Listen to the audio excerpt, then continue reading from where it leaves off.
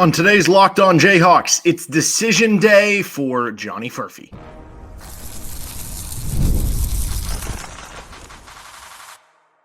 You are Locked On Jayhawks, your daily podcast on the Kansas Jayhawks. Part of the Locked On Podcast Network, your team every day. I'm Derek Johnson. You can give me a follow on Twitter at DJohnsonRadio, and you can find our show with Locked On Jayhawks anywhere you get your podcast, including on our YouTube page where you can like and subscribe to the show so you're always catching all of our stuff. And on today's episode of Locked On Jayhawks, we're talking Johnny Furphy because the NBA draft early entrant, withdrawal deadline, a lot of words that go into this, is Wednesday at basically midnight. So we're going to discuss that, the impact of if Furphy were to stay versus the impact if he were to go, where he sits in some of the latest mock drafts, other NBA draft decisions to keep an eye on this episode of the show.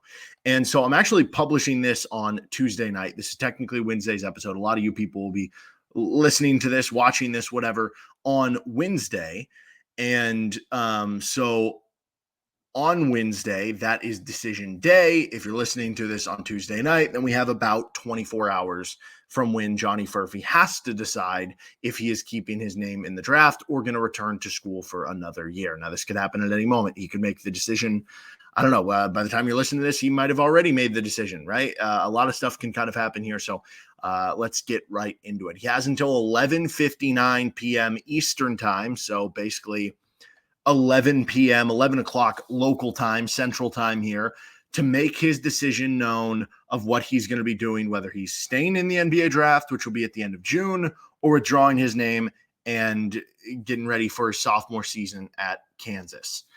And so he is somebody who is currently kind of on a bubble of, would he be a first round pick? Would he be a second round pick? You know, there's some mocks that we'll get to those in our next segment that have him as more of a second round pick. Some have him as a late first. Some have him as like a middle to early first, even a lottery pick. So it's kind of all over the board. And part of that is this NBA draft where it is much more wide open this year that leaves the possibilities really everywhere, possibly for Johnny Furphy here. So part of it's going to depend on what his camp wants, right? Does he want a lottery guarantee, a top 20 guarantee? Does he want, multiple guarantees in the first round to make sure that if something weird happens with only one team that promised him in the late first, that you have another team that you can fall back to? Do you just want one promise in the first round? Do you just want a promised contract, right? To where even if you go pick 35, you get a promise deal, right?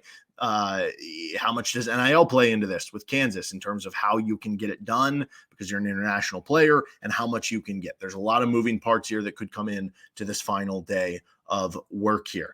Now, if he does end up returning, I think the big impact here for Kansas to me would be that the roster, or at least the rotation, is pretty much set. They would right now you have 11 scholarship players. If you go out and bring on or bring back Johnny Furphy, you're 12 scholarship players. They could still go to 13, but I would assume if that were to happen, if they were to go to 13, that 13th player would be more of a developmental player, somebody who the expectation wouldn't necessarily be a rotation player this year, that they would be somebody you develop for a year. And then when you lose a lot of players following the 2024 to 25 season, they would be ready to step into a bigger role the following season. So I think from that standpoint, it would certainly make it so that you're not bringing on any other impact players. I think from Johnny Furphy's perspective, if he does decide to come back, like from his perspective, probably would be looking to work on the defensive side of the ball, certainly. And I always thought, even though he was never a great defender this year, there were certain things he did well, and like he tried really hard on that end. And so when I look at a guy who is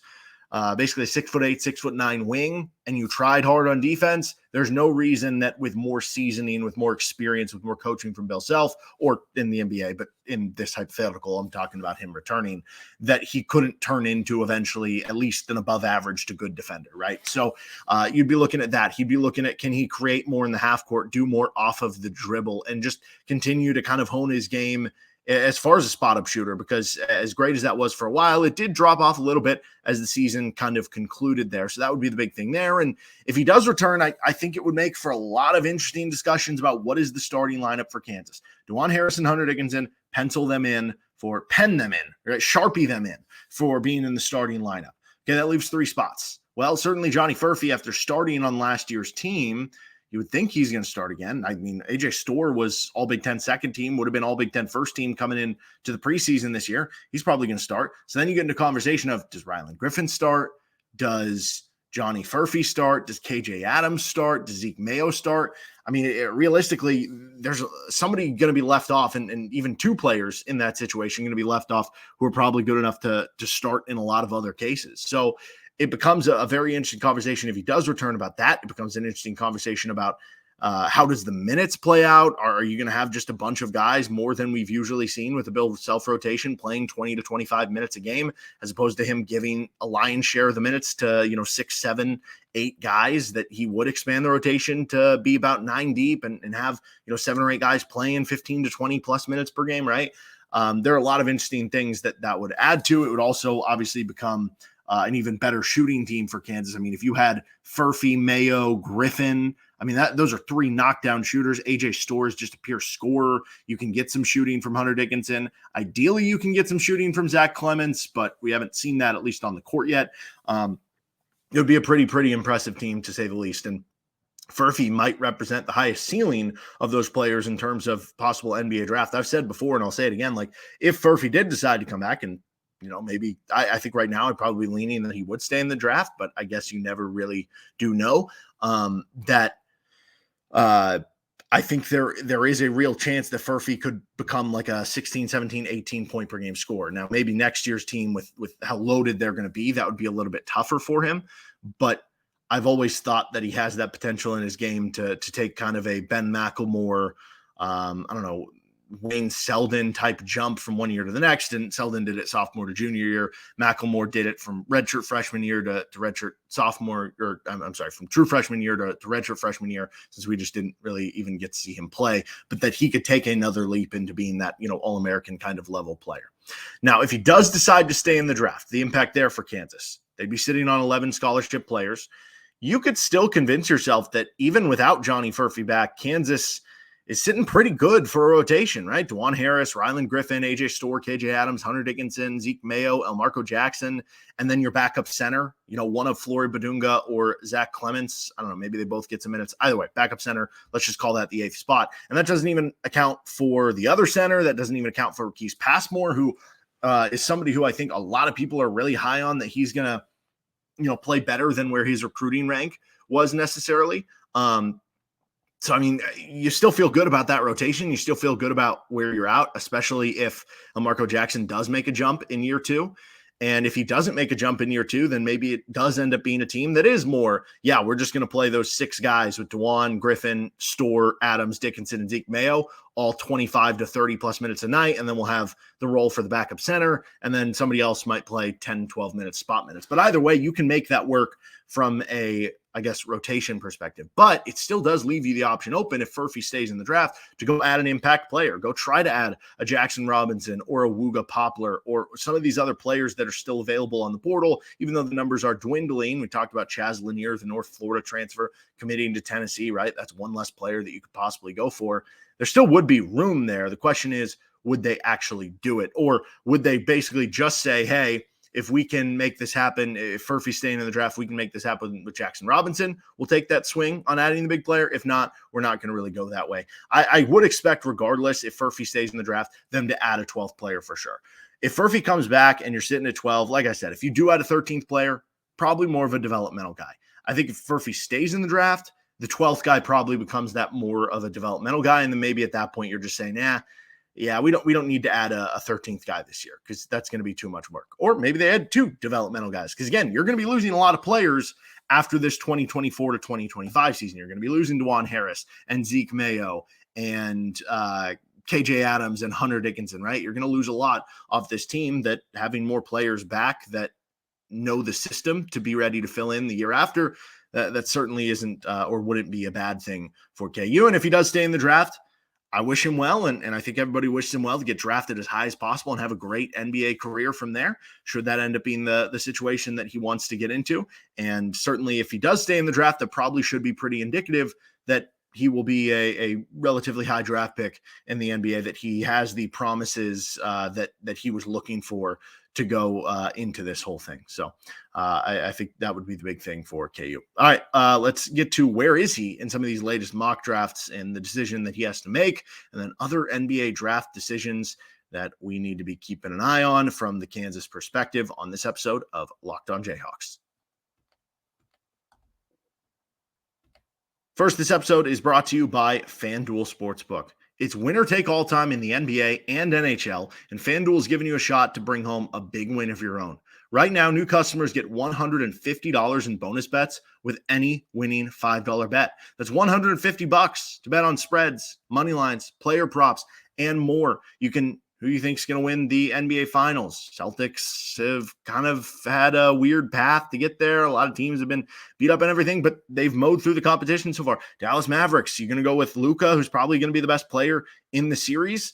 You can go with the NHL if you love playoff hockey like I do. It's been awesome. They've got golf going on this week. We got the RBC Canadian Open where Rory McIlroy is by far the favorite, under 4-1 odds to win the thing. Maybe you pick a Canadian to win and bring it home like Mackenzie Hughes or Corey Connors or something like that. You can get on futures for college football, team win total over-unders, or the NFL, Chiefs to win the Super Bowl. You can get as creative with it as you want. Visit FanDuel.com/lockedon and make every playoff shot count. FanDuel, America's number one sportsbook and official sportsbook partner of the Locked On Podcast Network. Continuing on. So where does Furphy, as he's about to make this decision, sit in some of these latest mock drafts? And when this decision will come, by the way, we don't know. It could be up until the deadline. In fact, who knows? Maybe we don't even get an announcement. That did happen before. I remember back in, that would have been the summer of 2019. Because it was before the 1920 season. Udoka Azubuike was coming off that injury in the 18-19 season, and he was still injured until I want to say like June or July of that upcoming summer. So he wasn't able, so he like tested the NBA draft waters, but he wasn't able to actually like work out and go through the combine and do some of these personal team workouts and stuff. Like he wasn't able to do any of that stuff. So he wasn't able to like showcase his skills. And who knows if that would have led to him actually staying in the draft or not. Would he have gotten the right feedback he was looking for? Anyway, I don't know. That remains to be seen, because the Doak we saw as a senior, Doak was already a really productive player, really efficient player, really valuable player his first 3 years. But his fourth year, as we know, he took it to another level. Like the efficiency stayed the same. The rebounding got even better. The shot blocking got even better. His ability to guard in space got much better from the year before. So like, that guy was a much different guy than the one the year before. But anyway, point being, I remember he wanted to be able to go to the NBA already. And I remember he never actually announced that he was coming back or not. And it passed like the deadline, and there were all the like beat writers and stuff being like, yeah, we haven't heard anything, but his, his name is like out of the NBA draft or whatever it is, or he hasn't, submitted the paperwork to stay in the draft or whatever it ended up being. So he basically just kind of is the opposite of quiet quitting. I guess it would be quiet quitting, but for the NBA draft. So who knows? Maybe we won't even see some sort of announcement if that is the case. I do expect there to be something from Furphy or from, I don't know, KU, something like that. Anyway, so CBS is the high watermark on where Furphy comes in at. He is 13th on the latest CBS Sports mock draft. So he is a lottery pick to the Sacramento Kings in the latest mock draft. Obviously, if he's going to be a lottery pick, go, man. Make your paycheck, make lots of money, roll on a team right away, and boom, do your thing. Obviously, that would be, I just realized, no, why does it always have to be the Kings? Now, the Kings are a much better franchise right now over these past 2 or 3 years, like the Beacon, than they have been when they drafted, or when they've had, whether it was drafting Ben McLemore, Frank Mason, or having Thomas Robinson, some of these guys. But yeah, that is traditionally where Jayhawks have gone to die. So you don't really want to see that for Johnny Furphy as much as you do want to see him be a lottery pick if he does stay in the draft. The Ringer is one of the low water marks though, and that has him at 34th. Now the Ringer's mock was a couple weeks ago, so this was before the combine and everything like that. But we've talked about this before on the show, that it mentioned that kind of the idea swirling, at least from the Ringer's perspective and the people they talked to, was that they expect him to stay or to go back to school. Now, could that just be why they have him 34th? Because they expect that, and so they're not, putting him to where they think he normally would, because they don't want to mess up their mock draft, because they think he's, I don't know, whatever. Bleacher Report also was tied for the low water mark, 34th there, and that one mentioned, an unimpressive combine, which is interesting because some of these other mock drafts mentioned an impressive combine. So it just depends on what you're looking for. Some people were just looking at, oh, did he shoot well in the combine shooting settings? And it was like, yes, he did. Some people were like, oh, that was really impressive. And then what Bleacher Report mentioned was that it was an unimpressive combine because his wingspan wasn't very big, especially compared to his height, mixing up height and weight to be the same word here. His height to wingspan, not that big of a difference. And then his weight was too slender. So it kind of mentioned that, and it only had him 34th. Now, if those are the case, Ringer or Bleacher Report at 34th, I would say go back to school. Now, there is a case to be made that, hey, if you go back to school, what if you don't perform as well? Could your stock drop even more? That is definitely valid. And what if you go back to school and because you have Storr and Dickinson and all these guys, what if you become a fourth or fifth option? Well, I would argue that if you are an efficient fourth or fifth option and Kansas ends up being a Final Four team, a national title team or something like that, like Alex Caravan was the fourth or fifth option for UConn this past year, but he was an efficient player. I mean, they had Donovan Clingan, they had Stephon Castle, who's going to go in the top 10 of the NBA draft. Tristan Newton was their All-American player. Camp Spencer was great. You could argue Alex Caravan was their fifth option. He's being talked about as a late first-round pick, right? So you can still get that way, I guess is my point here. And NBA DraftNet has him 26th. So that's, kind of fringe whether you'd stay in or not. ESPN has him 18th in their latest mock draft, and they mentioned him doing well at the combine, kind of opposite to what Bleacher Report mentioned. And so with ESPN, if he's 18th, again, that would be a kind of bar none stay in. Then there's the New York Post, which that also had him 18th. So now we're continuing to lean more to being a top 20 guy. The Athletic, which they last did theirs prior to the NBA Combine, though Sam Vecini has, he talks about this all the time that he doesn't overvalue what happens at the Combine specifically anyway. But he's 22nd there. So that would be kind of in between the 26th and the 18th. But in the Athletic big board from Sam Vecini, which that's what his rankings compared to the mock draft, which is what he thinks would happen, he's 17th. So kind of all over the map there, though more of them do seem to be leaning toward him being kind of a top 20 guy. One thing that is interesting, there was a report out there that he's only been working out for teams that are in the lottery. That could mean a whole lot of things. Does that mean that Johnny Furphy is basically saying, if I get a lottery promise, I will stay in the draft, but if I don't get a lottery promise, I'm coming back to school? Or are you just looking for a first round promise, right? And I've talked about this before. I'll say it again. If maybe you're looking for a top 20 promise, maybe you're looking for a top 35 promise, but the teams are picking in the early second round are saying, yeah, but we'd give you a guaranteed contract that it's at least 3 or 4 years. Or are you looking for just a first round promise at all? That can be a sticky game because what if the team who gives you a first round promise is picking 27th? And then somebody they thought wasn't going to be there, who they actually like better than you, ends up falling in the draft. And like you think last year, like I think Cam Whitmore was supposed to be like a top 10 pick or something, top 5 pick. And he ends up going like 20th. What if the Rockets promised somebody else that, 20, we'll take to this other player, but they never thought that Cam Whitmore was going to fall. And then Cam Whitmore ends up in their lap at 20 and they're like, sorry, we got to take him. And then whoever they promised before ends up, I don't know, going in the late first or in the second round or something. That could definitely happen. So you almost have to be like, hey, if we're operating on, we want a first round promise, maybe you need 2 first round promises, right? But if you have a lottery promise or if you have a top 20 promise, then it's like, well, the parachute, if I fall past the team that promised me, I have so many picks before I'd fall out of the first round. So I don't know if that is something that he is prescribing to. That's just something that I've known has been, for some people, has been the case.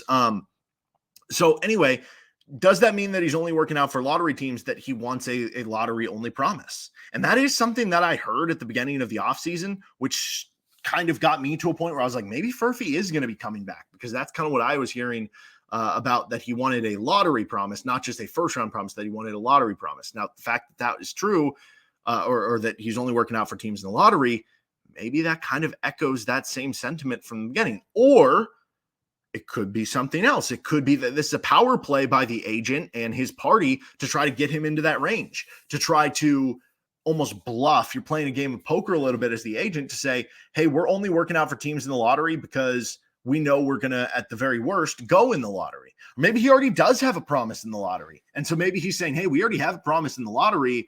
So if my floor is the lottery, why would I work out for anybody at pick 23? Let's just work out for teams in the lottery because I know I'm going to go in the lottery. And to that point, I mentioned on CBS it had him going 13th to the Sacramento Kings.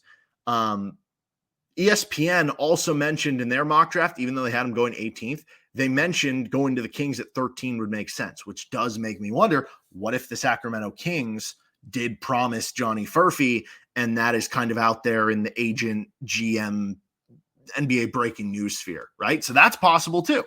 So there's kind of a lot that can kind of go into this. But yeah, that could mean all sorts of things in terms of what it is. But I guess we'll find out more when that decision does come, which could be any moment now. Okay, let's continue on this episode of Locked on Jayhawks. Other NBA decisions to keep an eye on. Finishing things up on this episode of Locked on Jayhawks, and thank you to the everydayers tuning in to each and every show. We'll have another show talking about whatever this decision ends up being for Johnny Furphy. We're going to get to some more player deep dives coming up on the show, and then we'll have a Football Friday later this week too here with Locked on Jayhawks to make sure you're with the show anywhere you get it. Other NBA decisions to keep an eye on, or ones that have, I guess, already happened. I did a deep dive on JT Toppin, who I called the best player available in the portal. As we talked about in the show, though, it was never going to be an ideal transfer pickup for Kansas, given the position he played. I was still intrigued by it, and I said that I don't care. I would just make it happen. But you could understand why that would be the case. Unfortunately for Kansas, they're going to have to play against him because he ended up returning from the NBA draft to JT Toppin. He's going to Texas Tech. So Kansas is going to see him up close and personal. I think he's an outstanding player. I would probably have him, like if I was doing my preseason first, second, and third Big 12 teams. I mean, still waiting on, I guess, some more decisions and transfers and stuff like that. But I would definitely have him on one of those three teams. I'm very high on what he's going to bring to the table to Texas Tech. Obviously, you'll be keeping an eye on Jaxson Robinson, the transfer from BYU. Bleacher Report has him at 49 in their mock draft. NBA DraftNet has him at 38. But the rest of those mock drafts that I mentioned above with Furphy, so CBS, The Ringer, ESPN, New York Post, The Athletic, all of them have him undrafted. He is 79th on the Athletics big board. So again, this kind of comes down. What are you looking for? Are you looking for just a guarantee of a two-way deal? Are you looking for just a guaranteed contract in general, which you could get as undrafted or a late second-round pick? Are you looking to be drafted? There's a lot of things that would depend on kind of all of that. Wooga Poplar, another player that we did a deep dive on. He's undrafted in all of those sites for the mock draft. He's 89th on the Athletic big board. I feel like that would mean you should probably come back. And then I haven't heard any connections with a guy like Christie, who we did a deep dive on too, but we'll be keeping an eye on that decision, and any other players that maybe we haven't heard a connection with yet, but that maybe end up coming back and are in the portal. And then if KU says, oh, well, Furphy ends up staying in the draft, and if Robinson stays in the draft, maybe we'll try to kick the tires late on one of these other players. So we'll let you know on what all those decisions are coming up on another episode soon of Locked on Jayhawks. That'll do it for this episode of LOJ. You can find our show anywhere you get your podcast, including on our YouTube page. We'll be back next time to talk about the Johnny Furphy decision. See ya.